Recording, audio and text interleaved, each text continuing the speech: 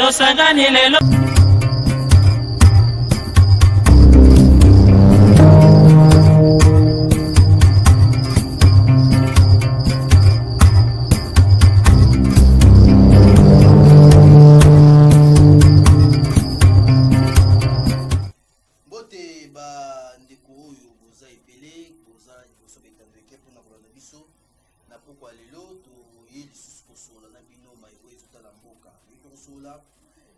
Na cadre scientifique il y a une démocratie du Congo et puis un bon cadre il y a IDPS parti chez YAP et c'est ce qui est Moulumba patriote qui Michibango pour malamu à s'habituer il y a plateau nabino to soanaye maiko Italie accord uyokani wezo sama entre nation et démocratie du Congo na États-Unis to zo mingi pour économie tout à si réellement la République démocratique et s'est retrouvé des économies et puis vous avez l'ingénie.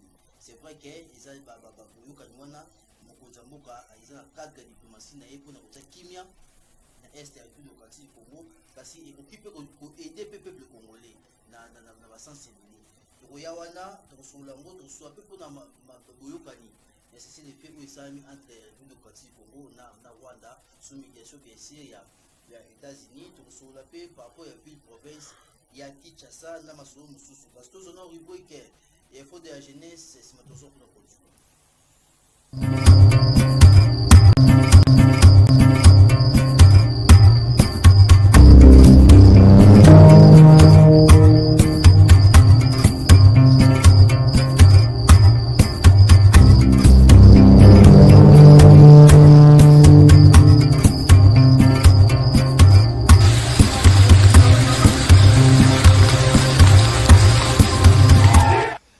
Très bien, eza bongo essentiel to bongisa ki na compte ya République de la jeunesse.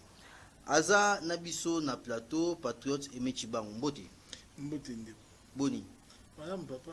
Esali mikolo ebele to zana yote na plateau boni misala boni parce que vous allez te présenter les cadres scientifiques ya mboka na biso boni ba misala oyo za ko sala du côté scientifique et puis côté politique. Bon na boye esali mikolo ebele na lekite na plateau na yo. Très bien. On a ba raison ya mo misala oyo na sala ko sala puis on a zo continuer ko sala. Donc il y a un sala que temps et banda où ça a vraiment mingité pour na ko répondre à l'invitation na yo. Tu n'as pas un cadre scientifique na ko répondre au boy. Moni ngana zo sala carrière scientifique. Na biso na monde scientifique tous un accord académique. Ils ont constitué un professeur à l'université, tous un chef de travaux, assistant 1 comme 2, tous un bibliothécaire, on va faire partie de l'accord scientifique de la République démocratique du Congo. Tous un accord administratif. Donc administratif nous dans le secteur et enseignement supérieur et universitaire, on va accompagner Abisso pour accomplir mission Abisso. Nous avons profité comme les journées et enseignement, nous avons présenté joyeuse fête. Nous avons dans le secteur et enseignement supérieur et universitaire. Donc il y a des enseignants en général, dans une école maternelle, primaire, secondaire, puis universitaire en fait. Donc on a souhaité binonion joyeuse fête aux examens colonabino le l'État y moko arrêté na yango. Donc voilà, alors que na kati ba corps na jikoloba corps académique scientifique et administratif, nous allons faire partie à corps scientifique. Okay. Et d'accord, biso na monde na biso carré na biso faut que na oti na suka comme un professeur. Donc il faut un doctorat ou défendre thèse na eu à doctorat confirmer comme docteur na domaine où yozo sala. Donc na zo sala domaine où Italie makambo ya économie publique. Donc spécialité na ngwana makambo Italie économie publique ya monde na ko sala. Très bien. Donc quand on a un cadre scientifique, on oublie le coutate, on oublie à solo dans un peu cadre na niveau ya partie na ngai IDPS. naza vice-président na selile oyo tobengi petit na commune ya Ngiringiri. Voilà. Très bien. Toza ko évoluer lokola tobeti solo obeti ko fungola li solo ya journée fête ya ba enseignant to lingaki pe to soit pe momke papa na yango. Comment vous trouver enseignement na mboka na biso? Est-ce que toza ko évoluer? Est-ce que toza ici kamoko? Est-ce qu'il faut qu'on modifie par rapport au système éducatif nous savons tous que dans Makambo et l'enseignement, ils ont vraiment au rabais.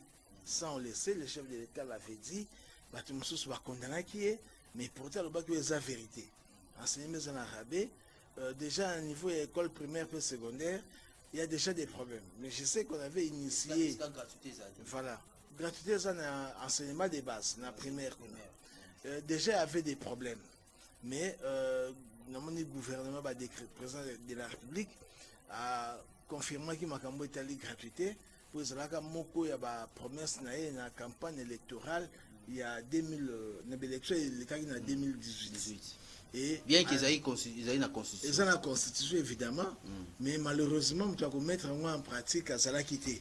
Il y a eu pouvoir à mettre en musique. Et côté on a un peu la défense, c'est là qui mingi au départ, la qualité, qualité c'est qui m'a bon boulot. Il fallait qu'on ait un auditoire à Malamu, basala à Malamu, enseignement, foot à Malamu, qu'on puisse avoir école où on a fait un fonctionnement. Et puis non seulement ça, l'inspecteur va travailler dans le secteur et enseignement primaire, je crois que comme ministère de l'éducation, quelque chose comme ça. Et il faut que bango la bien rémunéré. Pourtant, tu as mis Makambo et les foot à enseignant, boss na inspecteur. On est bakwa na terrain, bakote a le lingua enseignant zo pe sa cours. Et gratuité tant raison que l'enseignant va me sentir que ça 40 balles en auditoire, à comme na 60 80. Doubler Moussala énergie qui n'a pas 40 personnes et comme il moi mon boulot augmentation en nombre et qu'on sa qualité enseignement pour encadrer 40 bana ou même 20 et ça c'est férié pour une évolution il y a moins à moko et à côté ça va devoir régulièrement à se corriger à moi à autres années va ça évoluer mais ça n'a pas été fait au départ. On a amélioré pour tout le programme, il y a 145 territoires, il auditoire, salle de classe est belé. Dans les coins où même, c'est vraiment très reculé, il y a salle pour dans les conditions, il y a malade. Donc, côté il faut travailler, continuer, améliorer qualité enseignement. Il faut améliorer l'État doit améliorer. Il y a même des parents qui ont école gratuité pour enseignement. Ils ont laissé vraiment à désirer. Les parents ont enseignement, ils ont mal mais ils appellent à l'école, ils ont sauté, ils ont gratuité. Non, dans l'école, moi, c'est ça quand même. Nous avons raisonnement, tout à de façon générale. Et surtout, il y a aussi des exceptions. Ils ont raté toujours. Dans le cas où c'est général. Donc, côté le gouvernement doit continuer à améliorer. Surtout les foutas, il y a des enseignants, il faut vraiment améliorer. Makassi, nous avons au chef de l'État, nous avons lancé dernièrement réforme et politique salariale. On voudrait uniformiser le salaire à tous les niveaux. Chef de l'État, c'est la Moutouasuka. Donc, chef de il faut Moutounyonso. À participer à travail, on a surtout gouvernement, réellement politique salariale, on a et vendre. Très bien. Dans le niveau d'enseignement supérieur, il y a un problème. Tout ce qui est un système LMD. Mais côté le LMD, franchement, ça laisse à désirer. Il faut comprendre que les Bamboka Oyo, ils ont malam, courant ezali, laptop ezali, étudiant va utiliser.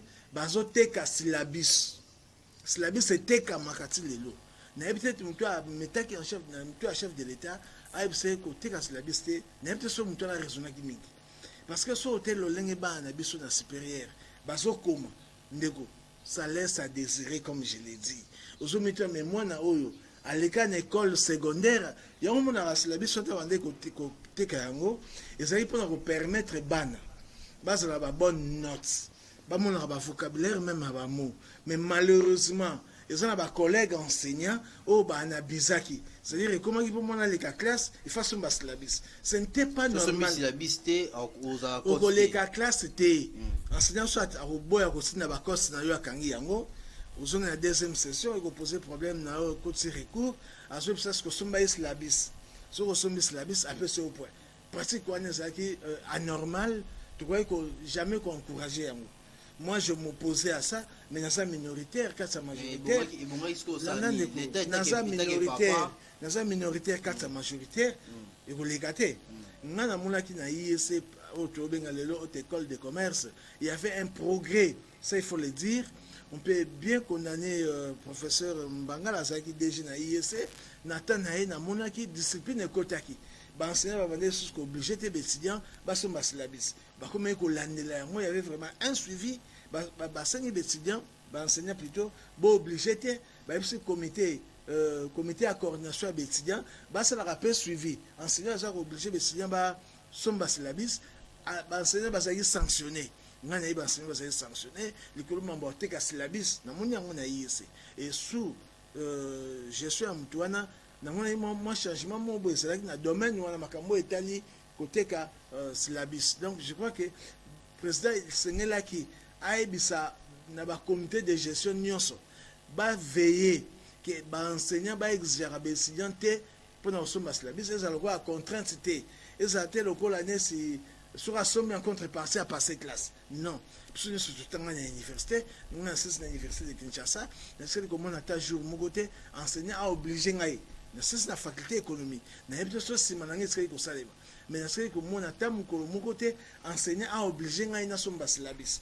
C'est que son syllabus na yo oza même pas na posa ba sota comme na yo la nandeko eloko wana yé pour na eza cause on ne nous obligeait pas à ressomba syllabus ressomba on a volonté na yo otangi et puis et d'après so mingi ba syllabus wana même temps to ces classes tu conseilles que utiliser comme quand on a bino ba ko tsela bino wifi partout mais na peut so na wifi ndeko kuta syllabus ba kimuso abi na ba instruction na mona o kababi ça comment les cours en soft mais ça décider gratuitement comment on est dans quel pays là mutasali ba recherche naie pour produire ces documents et à symbiose va documents ébélés par rapport à cours par rapport à contenu à cours à ces à la disposition des étudiants vous aussi ngaya pesa gratuitement tout ça avec une dokitoni la groupe ça gratuitement mais quoi ça ma et bon quand même enseignant basola pe na l'état apesa bango makoki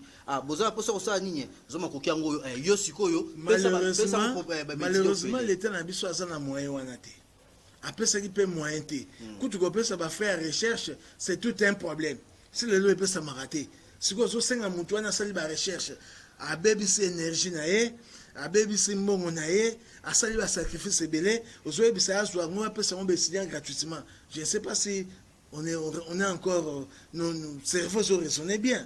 On a monaki l'école au baneko ça la déjà l'MD, n'est l'école de santé publique. Il y a Kinshasa, on va ça pour appliquer l'MD, mais enseignant ça a droit à comment on dit ça, droit d'auteur pour appeler si document dans maboko il y a école de santé, va reproduire support wana, va pesi en prenant nyonso. Mais enseignant Yemoko, a droit à droit d'auteur. Voilà comment les choses doivent se passer au niveau Mboka. Donc, moi je crois que le gouvernement doit revoir cette décision-là. Batika, enseignant va côté de support, mais va insister auprès de la comité de gestion. Le comité de gestion va répercuter le message au niveau de la faculté, va un système de la section, va répercuter le message au niveau de la section, dans le chef de département, va l'annuler de près. Un support et Salem. Ou encore, on peut dire qu'on donne aux étudiants insérer un bon et un minerval. Or, qu'on insère un bon et un minerval, tout ça dans le pays où il y a un problème, il y a pouvoir d'achat. Salaire à Batuza à Malongate, même s'il y aura une réforme, c'est bientôt, mais les gens n'ont pas suffisamment de moyens. Donc, minerval, il faut ça. pour éviter alourdir charge et pas étudiants. Bien que ça a besoin, il y a des notes. Il faut le dire, on dit mal, il y a au comment. Non seulement cela, il y a très rapidement. ça système LMD. LMD, c'est un système et ça exigence ce système-là. Et c'est beaucoup de l'informatique. Il faut la base à la laptop, tu as projeté ma cours, tout ça pour expliquer, mais vous avez c'est pas une table. À ça déjà na notes na format PDF, na sa machine na azolanda cours nenge sengeli. Donc au tel nenge système on est fonctionner, na il y a un travail, il y a évaluation à mi-chemin. Ou les salema, toujours c'est le résultat nango. Ce qui évaluation est salemi normalement na ban ça to ba supprimer système LMD. Donc faut éviter système wana ya ko copier bilanda landa. Ça malamu te. Bon, tozolanda même si tozobongisa ba condition te. Ba bongisa ba condition nous n'avons pas rempli les préalables pour introduire le système LMD. Tu dis que tout ça le lenge baninga ba rosala. Ça malamu système LMD. Pour système LMD, ça ko professionnaliser ba études ba enseignement au bana bazotam.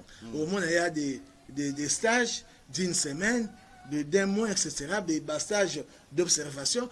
Au niveau de l'entreprise publique, baza au courant de stage donc bango baza ka évoluer dans le système nabiso ya kala.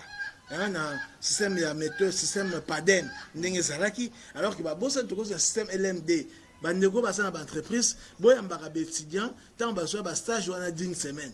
Et ça bisoté na niveau ya ba université ou institut de tolingi yango, et ça système LMD. Ndezo senga bongo elingi to professionnaliser ba enseignement na biso tant moi na ndi ba enseignement il faut un terrain à mon ndenge za la appliquer le système est bon par rapport à ça mais ba préalable wana tous incapables de remplir yango et ça ba quoi mususu ba ça na couranté ba couranté et ça système il faut que senga ba institution ba faculté base na moi librairie enseignant soit l'ingate ka support na e amemi support wana librairie bateki yango besinya bazo ke kuna bazo somba yazo za rapport auprès à section ou bien auprès à département. J'ose croire ce qui va sali ba chose de cette façon tout le monde que système LMD et gobota mboma nango na tsambuka na biso. Très bien, to kangi parenthèse wana isa vraiment une mission mobimba.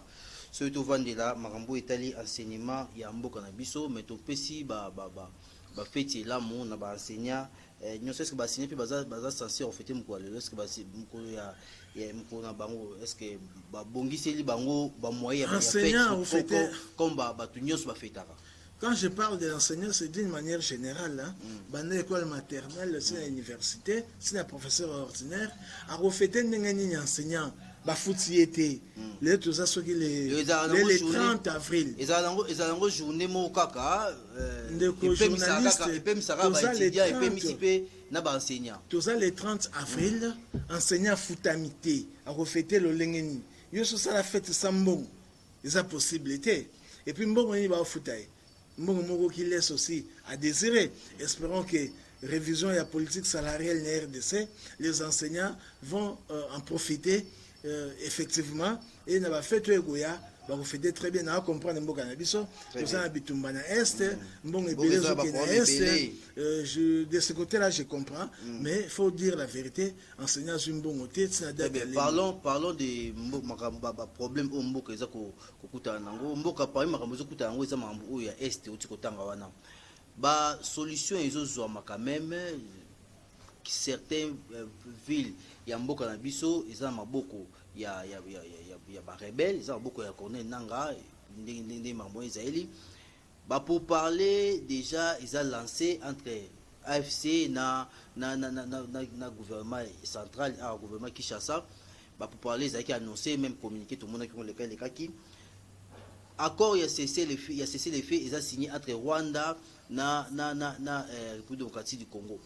Maïmaso et ça ils ont ça les mawana par rapport pour nous le kimia ya mboka na maïmaso ils ont ça malelo pour na ben sécurité za mboka analyse nini oyo zo tina kati wana koloba ke mboka ils ont une partie pays ils ont mboka nanga ils ont erreur faut pas dire comme ça nanga n'est qu'un pater une marionnette les gens ont beaucoup à Rwanda n'ayons pas peur ne nous valons pas la face, il faut le dire clairement. Tout le monde a AFC, tout le monde a M23, tout le monde a un soldat rwandais bazobuna.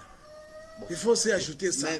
Et basoda na d'abord basoda na bazebele babimisi nanga. Nanga za lokola étiquette o bati mais eza yete ye azwa ta décision mo côté.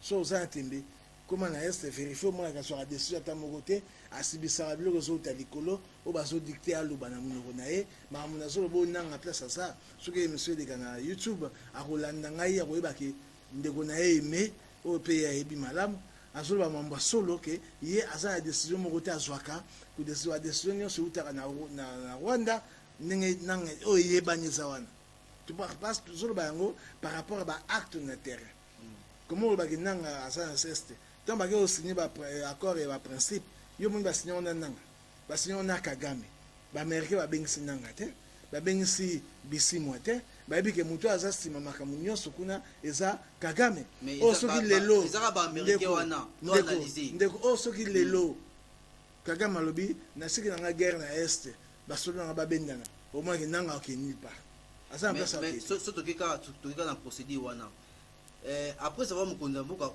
ndo boye akoswana ba rebelle na nanga abaya ko boye ngo sona ba ontabi ba baza ba parti quand deux jours ba awo mais après ça va koswana ba na ba américain mukonda mboka yo kozonga sima andimi ete boyokani ezala entre ba AFC na gouvernement oyo yazokamba awa et puis andimi et c'est le fait ça entre biso na Rwanda depuis Rwanda accepté mais dialogue ça yango na même Amérique qui doit permettre que tout cesser le fait ça contre avec Rwanda même Amérique qui est un peu a ebisi mo kotoboka bo benga ba bo sola tribune venu ba congolais.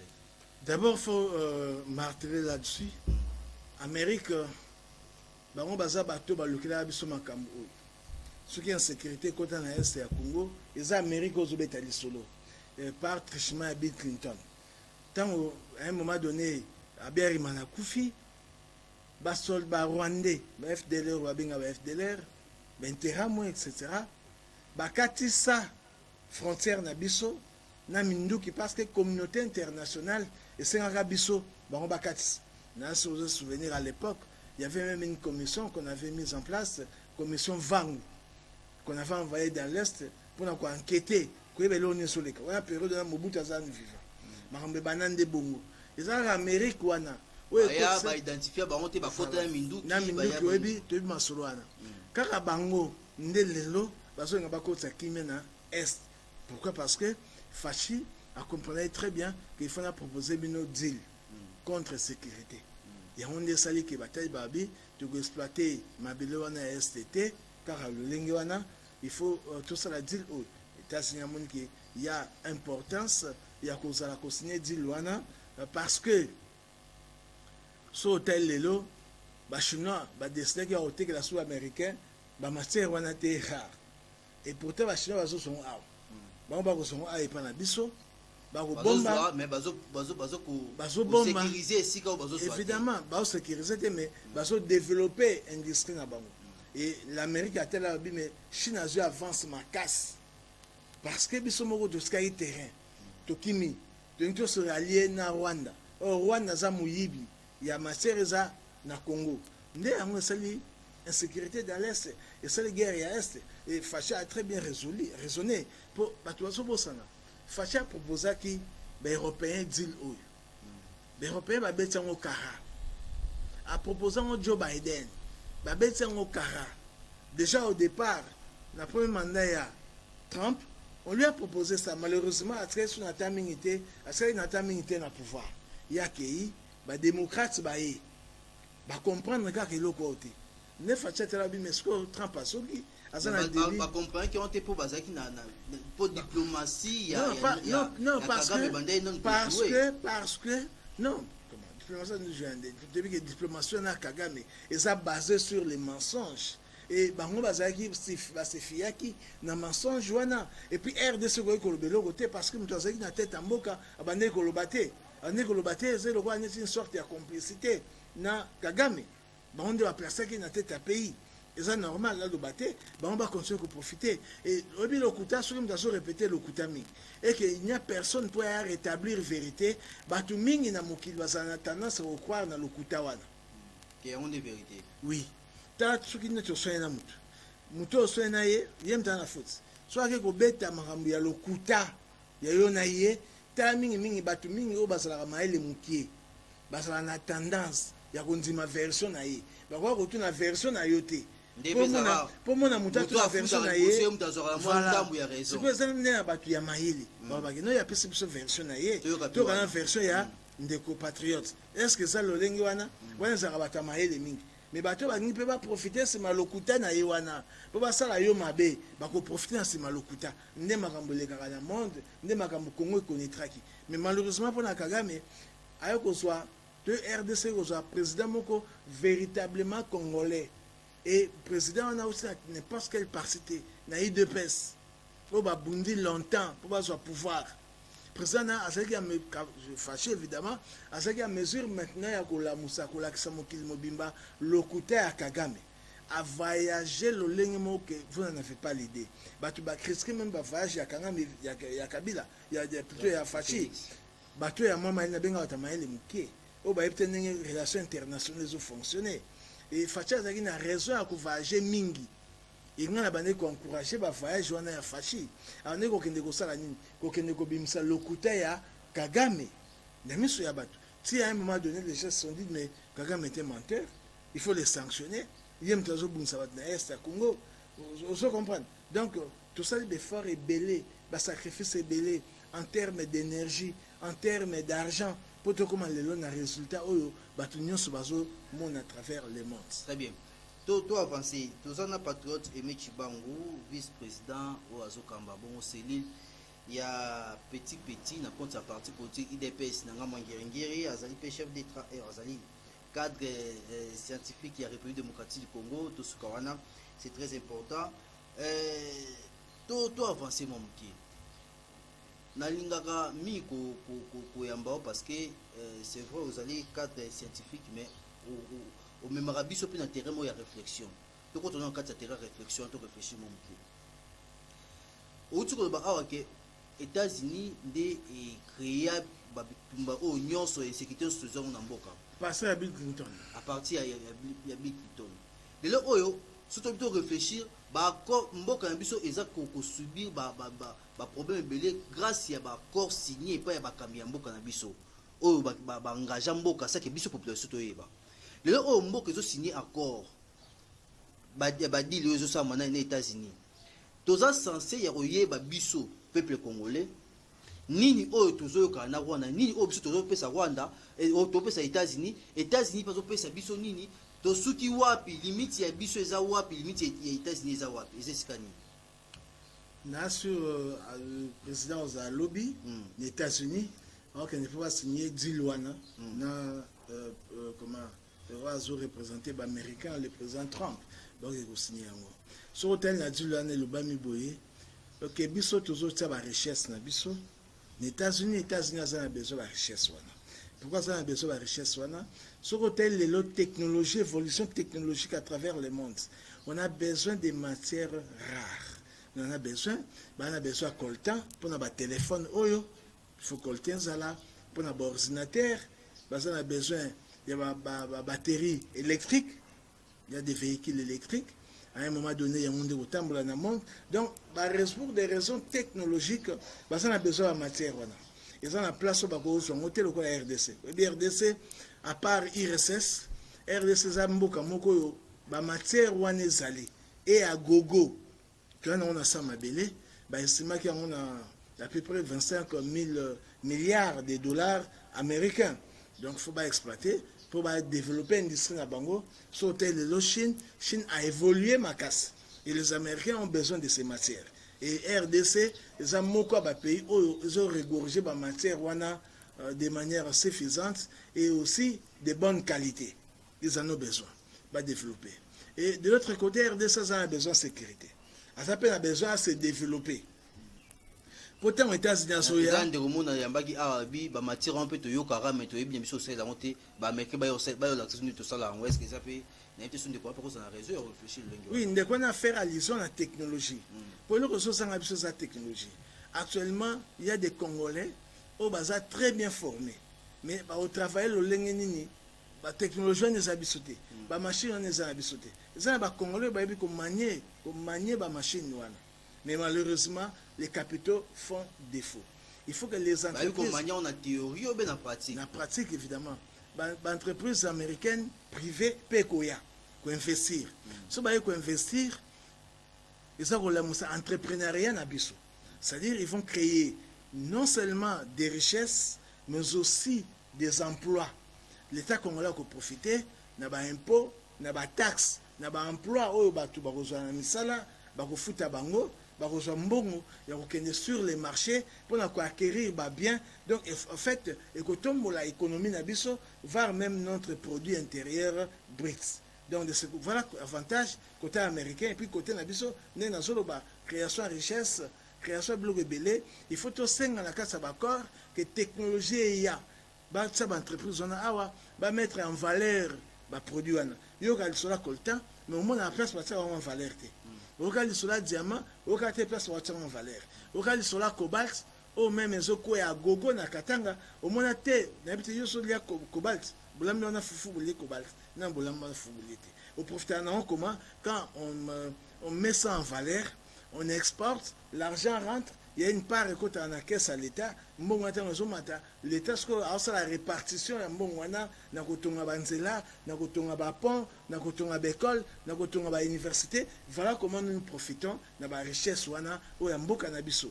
Donc l'État congolais a intérêt ya koluka que technologie ne vanda et que na ba entreprise wana qu'il y ait quand même des Congolais qui peuvent occuper des places de choix. Et c'est très important et pas n'importe quel Congolais. Moi, je sais qu'à l'IDPS, il y a des très bons Congolais, des gens très compétents, très intelligents. Na INCSOKI, okuta bato mayele, compétents pe lokola, qui mouille des appels na bangote. So que pe na MLC, le lenge moko, ok presque ba parti belé, bato mayele bazali. Il faut puiser quand bato mayele na kata ba parti politique. Na kata participe pas seulement, même na société civile. Batouana bazali ya mayele belé au présent ça la recours na bango ça la recours te na entourage d'ailleurs ya batu mususu baza pembeni ba propreté na te kolanda mikolo so leke pa ndeko mubenga que y a une liste déposée na département d'état américain ya ba proche ya président de la république au baza propreté au baza dignité au ba mérite ba ba mona bango te na makambo bango ba osala po baza ba aventurier baza bato ba corruption bato ba détournement ota pe boeza bato bazaki bakumisa kabila kumela même bato pe bazozonga su koto yo nga natangi komba mutu te babika la liste moko eza kuna soki ya 145 non o baaméricain bakoveille sérieusement sur bango bakota makambo te po baza na comportement moko trop sale. Il y a des Congolais de bonne qualité, il y a des Congolais de bonne qualité et de mauvaise qualité, parce que le président a puisé dans les Congolais à bonne qualité. Oh, il y a soit ses responsabilités, il y a un compte, il y a communauté congolaise. Comment peut le président détecter bonne qualité ou mauvaise qualité? Il y a un président qui a un service à renseignement. Il y a le lengue. Il y a enquêter dans le combo. Tant que vous proposez comment il faut qu'on se rassure que ce monsieur est sérieux. Il y a une expertise, il y a même côté moralité. Est-ce que ça une éthique? Quand il y a autre confier une mission, à travailler pour la compte des Congolais. Il faut qu'on veille sur tout ça. Le clientélisme est un sentiment. Le président Tsango Mupanzi a très rigoureux dans dit auto salapo. Ils ont la génération abisoté présente ils ont aussi pour la génération future. Très bien. Doit avancer tout sur notre aspect sécuritaire en Guana. Le autre sur le bas est un mboka biso ils ont un processus à sécuriser. Au problème un mboka biso c'est ba minerai wana. Oyo nanga za ko yibaka na bandeko oyo bazaza na sima na ye. Donc ma sima ya ngonga kasi koya ya deal oyo ya République démocratique Congo na États-Unis. Présence ya armée pour États-Unis oya pina armée na ye. Présence ya armée américaine na sol wana. et au créer ce problème lobby. Est-ce qu'il faut qu'on manuel sous côté sous malamu te na ngambo wana. Pour ça problème ici côté sous lobby to côté ko luka kimia lelo mais il faut projeter de la lobby. Et ça mambongo ça mamba business parce que là on va sentiment là-bas on ne réfléchit pas avec le cœur seulement. Il faut aussi que la tête travaille. Donc pour sécuriser la place va minerais Zali, la RDC a signé un contrat avec M. Eric Prince. Na ba troupe naé ba ko sécuriser ba place wana ba place nous sur entreprise américaine aux ala de telle sorte que n'importe quel aventurier a ko tenter aventure na été oui bi na guerre autant e banda ke fan to beta sur ba wazalendo oui ba troupe ba groupe armé bonus avec na est donc aussi ba groupe armé wana ils en est non ils ont bien été ba investissement à bateau et vous allez sécuriser or na investissement na ba congolais faut aussi tirer profit. Donc je crois que de ce côté-là, FRDC, FRDC, même il faut répondre en haut. Parce qu'il y a trop d'infiltration au Rwanda, dans le cadre de mixage, de brassage, de pote na armée na biso. Aux hommes en intérêt, les troupes à Malonga, Bazali, mais les commandants, les routines, les aventuriers, les bazondi, les trahir.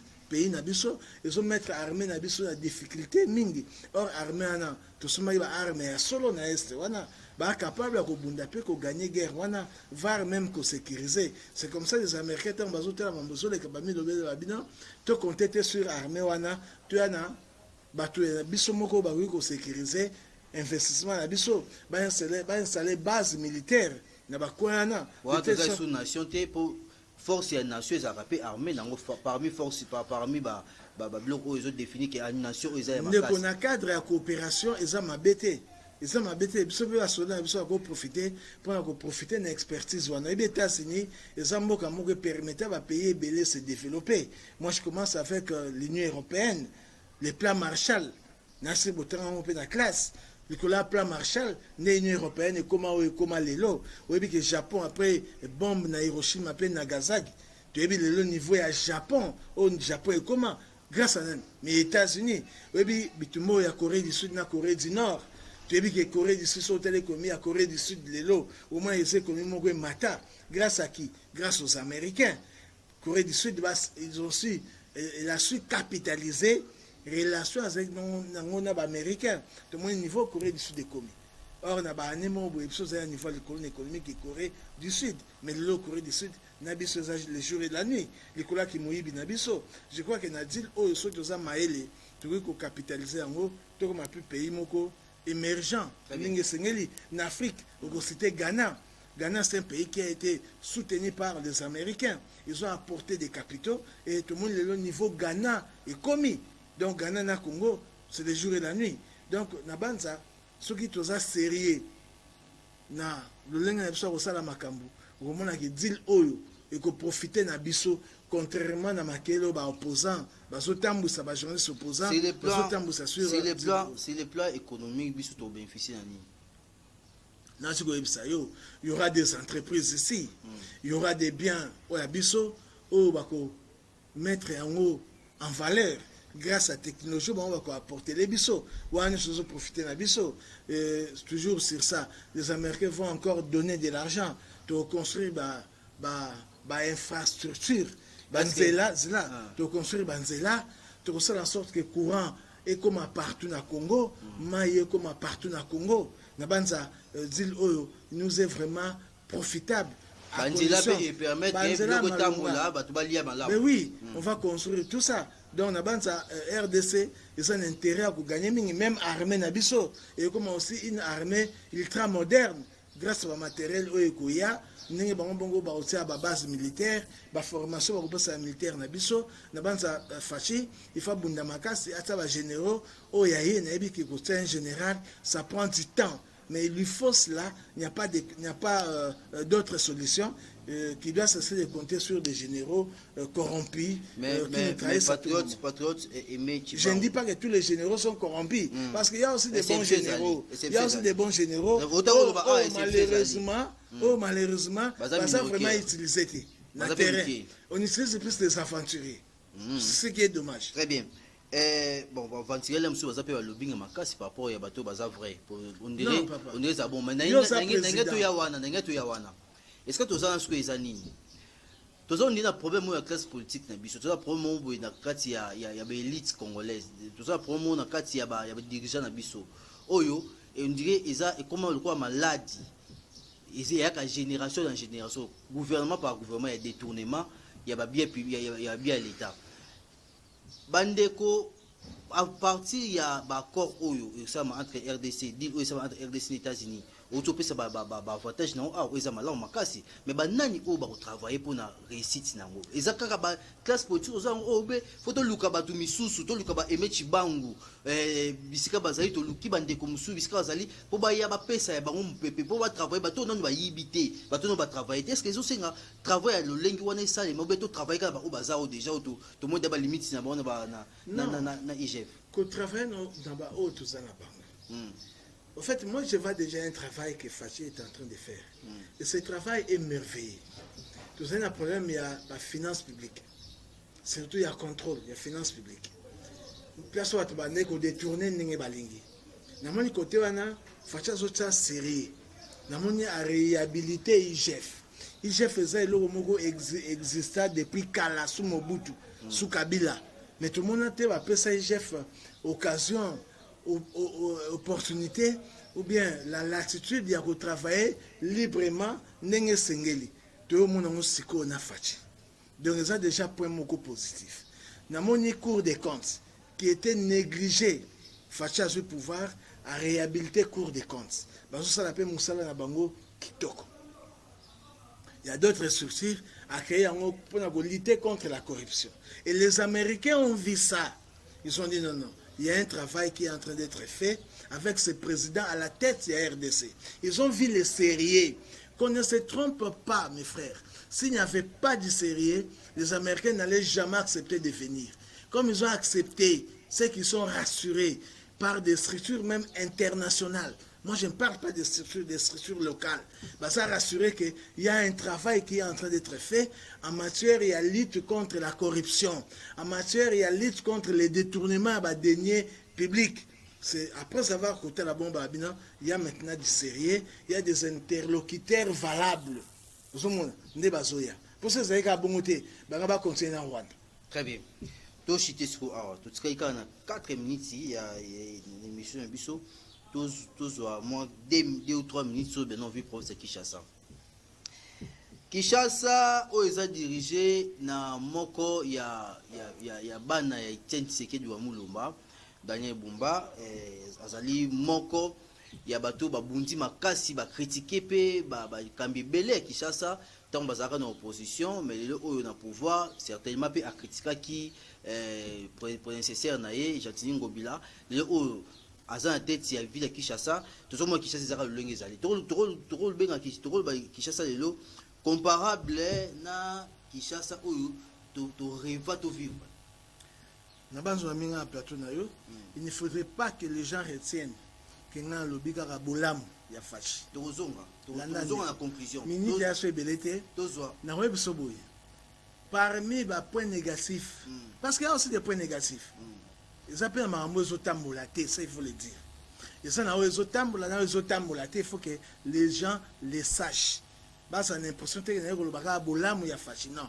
Fachi a la bolamu, Mambo sa mambebele, azotonga banzela, azotonga ba université, azotonga ba hôpitaux, a sengi ba revoir ba salaire des agents et fonctionnaires de l'État, a décrété gratuité à école, à enseignement de base, puis gratuité à maternité. À ce moment, on va bien belé. Mais ce n'est pas encore suffisant pour répondre aux desiderata des Congolais. Et parmi les gens qui vont répondre, c'est ça que je vais Bumba. Pour faire gestion, il y a la ville à Kinshasa. Ndeko. Dans ce temps, la ville, nous avons commis salité les sous. Est-ce que Fatim t'a ça avec une bomba? IDPS. Facha aussi na IDPS. Dans IDPS, il fallait passer la chambre judiciaire. Na tête de la ville. Ok, na félicité. Ndeko Bumba nommé Ndeko Fils Mukoko. Office Mukoko, tout le monde a un bunda. Comment na épée fouti. Ba PC poste wana. Mais malheureusement, ça, la structure c'est quoi déjà. Na banza ba kotia mbongo pour relancer la structure. Fils Mukoko a donné le meilleur de lui-même. Nous attendons à ça. Sur l'hôtel ville Ningezali, Tala Banzela, Maboulou partout. Mbongo moko babimsaka pona okunda Maboulou na yebite place Kenda. Ndeko Gisaro, yenda sana mambo etali Banzela. Kishasa zéro trop. Si lelo oyo, tous la parlement interpellé, qu'il a expliqué, mbongo ane bima tu bima te, soke bima, wapi Banzela bino bokanga Maboulou. Eza wapi, tokene to mona yango. Moussale Salemate, et ndeko ana assure, il sera peut-être un jour sanctionné par le Parlement, je l'espère bien. Au cas où, on est bimé salam salate. Ndeko na biso Bumba, à sa tête à pays, na tête à ville plutôt, na na bilili, ba otonga banzela par-ci par-là. Mais ça banzela belé par où il devrait commencer. Banzela c'est un impact visible. Na habite ça un an tournaé comme conseiller. Banzela il y a un impact visible, il fallait banda par là que les Congolais moyens, il y a cité à mon a déjà mon salanenge et zo salema mais nazo comprendre te soka zo tonga wapi soka zo sala nini mboka nazo mona ngo salité mais banzela musu eza non moi j'ai fait allusion à banzela au province fait ça là papa n'a pas faire la part des choses et ça ba route d'intérêt national où ils a gouvernement na où ils a intérêt provincial. On est sama kamba ndeko Bumba. So na personne za ko. Yozo mo iska Bumba osa musati. Na so mona ngote. So na ndeba azo ngwa ba site na batunde bazo ngwa ba site na kati ya ba kanifo zo mona te. So balongo site zomi. So kana sa osa musala. Na so mona musala ndeko osala te. Basenya arrêté asina document moko pona grille tarifaire. Na vila Kinshasa. Tala ndenge bazo violer yango. So zaki même. So zaki moi c'est bien ça catastrophique. Faut la viol il y a grille tarifaire publiée par Bumba. N'importe qui de Bumba na tel de filtre avant na bureau, azana sengoro kake baso violer grille tarifaire wana. N'importe pas ça. D'abord est-ce que écoute aïba que ba au filam. Je doute fort aïba. Certainement ça va même pas au courant. Afin un bureau climatisé, là ne ba pongi, ne tout le monde a aimé na réseaux sociaux là la pongi, je me dis mais c'est quelle façon de travailler. Ndeko Bumba, il y a des problèmes. Banzele belé et asuma longati. C'est vrai, ndeko facha tonga banzela. Tout le monde y a un bisonyoso. Ils ont contesté. Mais oh ya kalawana. Et là on y zanga yo en tant qu'autorité provinciale, il y a rebongisa yango. Faut rebongisa yango ndeko. Très bien. Namona transkine kwea. On nomme batus. Il faut tout le monde un peu à bis. Il y a transkine sur la ville à Kinshasa pour soulever, pour soulager plutôt les Quinois. Tel transport. Organiser la mobile, faut attendre 1000 francs, bah ouais, 2000 francs. Vous en achetez au foot. Bah tu belé bah on y comme Natongo. Excusez-moi. Natongo mutabimi car moi 3000 naï. Pour attendre la Kinshasa, mais à comme un arrêt de bus, recevoir à 5 pour la course on a okende 2000 francs. Azan achetez à foot. Pour la raison de quoi on a zobeta makolo. Est-ce que vous mettez na place ya Batouana? Et là on est zo empêcher yo. Côté ba service de sécurité na ba arrêt. Ba verakatan ba bato mata ba futa mbongo na ba bis na ba taxi. Et puis service de sécurité au tsapi na riwa na ba futa ba malamu po ba ngo ni ba création insécurité ba de service de sécurité on ba na arrêt ba bandi lisusu tracasserie. Na so ba est-ce que vous êtes au courant na ngouté? Na so ba te soki ville ezole kila omutu. Soki ezole kila omutu ndeko na ngai démissionner. Na IDPS wana bato baza compétent baza ebelé. Est-ce qu'il faut gouverner à IDPS? Non, c'est-à-dire que ça c'est un député na ebelé. Ne to ponaki azala gouverneur. Soki asoko ka tête ka place. Tout le monde ndeko cheko kwa ya. Na 2 semaines à Pamba. Tout le monde a impact à réhabiliter rond-point victoire na Gambela à réhabiliter Wileri. Mais tant le lo ba rond-point na Matisse et Boti. Na habité ndeko zo zani pour zo zani poti na batuba entretenir ba rond-point wana. Zo zala nguma bima kuna to bangando babima na zo bate. Nzela n'en parlons pas. Na victoire on a sozo leka. Pour ça nzela les colonios. Nzela ça sustikuna. Mabulu na mabulu. Na habité osala kata tout victoire na victoire Gambela. So susu liboso la police. Liboso la police on a gagné victoire. Maboule ezana mituke de ga soutien nzela na mituke comment on est rare là. N'Éthiopie lisusu. Batu to babonga matisi pour na ko aider gouverneur. Il y a vu la Kinshasa. Nde ba meka au moins ko bonga mama banga. Bato bazo mituke zoleka. Mais n'est-ce pas ezapé musala ezapé musala ba boumestre et puis bazo sa musala bazo tambola rapé ba pe ça peut rapport pour boumestre en retard commune na ye pour mes abou ba pe ne vous en faites pas bourgmestre bato basala ba rapport et komaka ndeko bumbaza au courant makambo na zo beta lisolo oyo nga tela ke pendant 6 mois na tela ke na bino tout à l'heure on travailler mais n'a ko bien rendre compte que on dirait ndeko ça dépassé. Alors, on a dépassé la réalité. On a dépassé la réalité, on a démissionné. Quand Liboso a place au président qu'on inauguré, et on a permis à la police, ça m'a situé au Libanda. Pour nous entretenir, il faut ni. Tu es chinois, tu Félix Salvador, américain, côté la langue pour nous bonisa. Sauter dans stade de massure. Bakanga même na batu mo na stade. Très salité ça. Na suis batté. Comment on gère? Qu'est-ce qui se passe? Vous dites quoi dans votre tête? Moi, j'essaie de comprendre. Nous allons réfléchir dans la place. Nous allons commenter. Très bien. Nous allons commenter vraiment. Gouverneur, il y a vu la Kinshasa, Daniel Bumba, aider Bakinois. Osa Kinois, aider Bakinois. Na banda qui a. La réalité, na banda a dans le baquet. Aza mwana ya IDPS mwana ou azo cinéma peut-être c'est qui wa mulumba. Aza mwana IDPS c'est l'autre ya kala. Donc c'est que ayebi combat au IDPS buni na tango IDPS zali na opposition et puis ayebi a critiquer ba gouverneur au baleka na ville à Kinshasa parce qu'à Kinois mais comme on a Kinois na tête ya ville pour ça Kinshasa maramnyo c'est quelque chose que lekila ye ils ont quoi musabiso makasi. Or azo bossa ke ba député provinciaux pe bossa musa na bino ba député provinciaux bossa musa bo on va dynamique gouverneur bo longo na makambo wana et ça protocole na suka ya traité musa azo sala image na suka ba connaître ni président de la République. Mais oui, il faut travailler de telle sorte que bakino balinga lisusu président makasi ba sepela na IDPS makasi. Très bien. Donc la maman j'ai dit nous ça la quand même la tête du gouvernement. Azo bunda en tout cas. Très bien. Tout souci à l'Ubani nous avons la conclusion pour l'émission de l'émission de na ko boye deal au président zo sala aux États-Unis eza pona biso ba congolais. Eza pona intérêt na biso, eza pona intérêt na ekakate.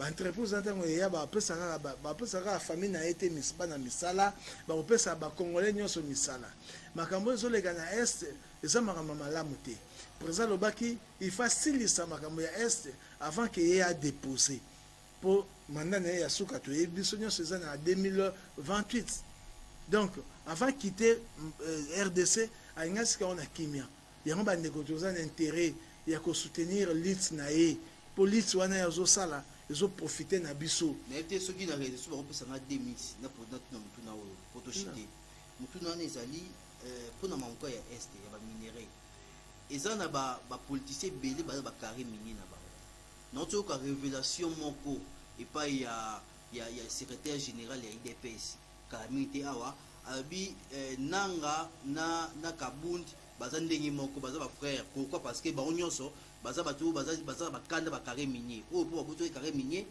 ndaki osima minduki o pour boto carré minier nde a se rebeller na mokonza mboka alors ba carré minier wana o baza nango eza pa ba individu et ko zonga na maboko ya mboka ou bien otika ka gérer pa ya bango par rapport ya boyoka ko Amérique esa na RDC. Je crois que le chef de l'État doit diligenter une enquête pour voir si carré mignon ndengeni. Parce qu'il y a des conditions qu'on doit remplir. Ceux qui vont remplir ça qui va condition.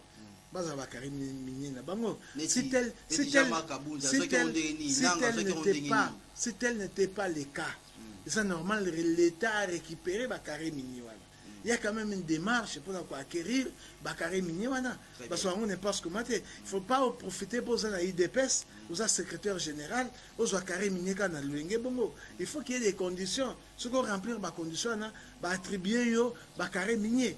Un pays normal fonctionne de cette manière-là. Donc je crois qu'une solution sera. Azali Nabiso Longo, patriote Aimé Chibango, Azali cadre na IDPS. et puis azali bongo cadre scientifique ya République démocratique du Congo to analyser na par rapport ya mambo etali mboka na sepelaka koyamba ye na plateau pour to réfléchisaka do akanisaka te lokola bandeko bakanisaka po bapesa bango $100 $200 na yima na zoloba mais azo réfléchir pour l'intérêt ya mboka $100 na ye $200 na ye eza soki mama oyo azoteka mapa azoteka ndunda na ye aza na sécurité abimi malamu na tongo akei kozwa ndunda na ye paki ateki azoki malamu alesi bota na ye $100 $200 na ye eza soki banzela etongami ya soki gouverneur atiki nanu babolembu na ye akoti na kati ya terrain nde yango $100 $200 eza soki misala ezoi bajeune bazwi misala yango nde réussite na ye. Merci beaucoup pour la participation na yo puis merci na bandeko badebiso na ngambo ya réalisation tokutani basima na même plaisir la vie se prépare jeunesse oyo Bana mike tosangani